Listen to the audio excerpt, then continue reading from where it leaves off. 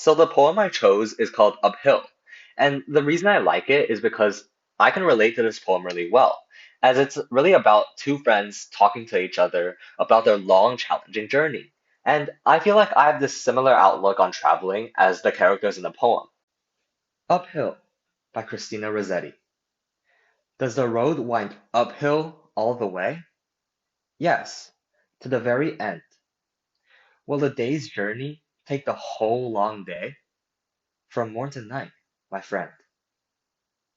But is there for the night a resting place? A roof for when the slow, dark hours begin? May not the darkness hide it from my face? You cannot miss that inn. Shall I meet other wayfarers at night? Those who have gone before? Then must I knock or call when just in sight? They will not keep you standing at that door. Shall I find comfort, travel sore and weak? Of labor you shall find the sum. Will there be beds for me and all who seek? Yeah, beds for all who come. The first thing I noticed about this poem when I skimmed through it is this consistent question answer format throughout the entire poem, where one person asks a question, which is in blue, and another person just answers it, which is in red. And I think these exchanges between two friends, it really emphasizes this constant shift between two contrasting personalities and ideas, where one of them is constantly negative, uncertain, and irritated, while the other is more positive, content, and assured. And this constant, never ending shift of emotions, it's really exactly what I feel during my trips abroad.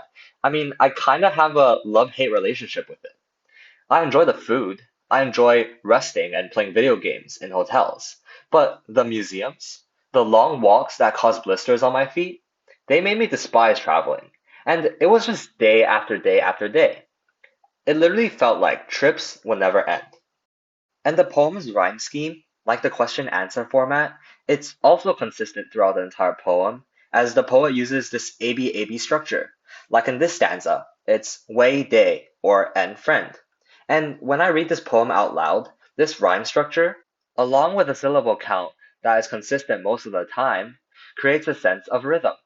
And this rhythm leads me to think about this idea about the stable relationship between two friends, where one friend who knows more and is more comfortable is constantly assuring his other friend that everything's going to be okay. And when I look back today at my past traveling experiences, I realize that I also have that same person in my life, the person who's going to assure me and comfort me. But in my case, there are two, my sister and my brother.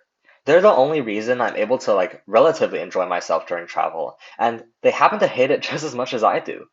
Their big brother and sister aura has always made it easier for me, and this aura has been there pretty much every single one of our trips. Going back to the poem, apart from the consistencies in the question answer format and rhyme scheme, I also happen to notice some pretty glaring differences.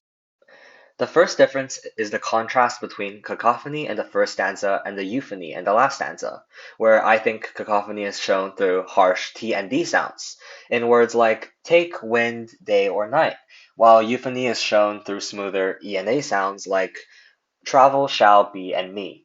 And I think this contrast really highlights this shift in mood of the person asking the questions because he was uncertain in stanza 1, but he gradually became more content with the situation in stanza 4.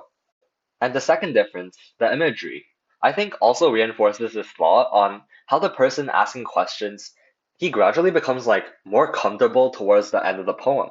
Because the poet starts off by painting this bigger picture, right? But moves on to talk about smaller details later on. More specifically, stanza 1 talks about a literal hill. Stanza 2 talks about a house or an inn. And then stanza 3 moves on to a door, and stanza 4 talks about a bed. And that contrast in mood during their journey in the poem, I think it resonates with me because it's exactly how I feel during most days when I travel. I mean, my parents always forced me to go to museums as a kid, and I really hated every second of it.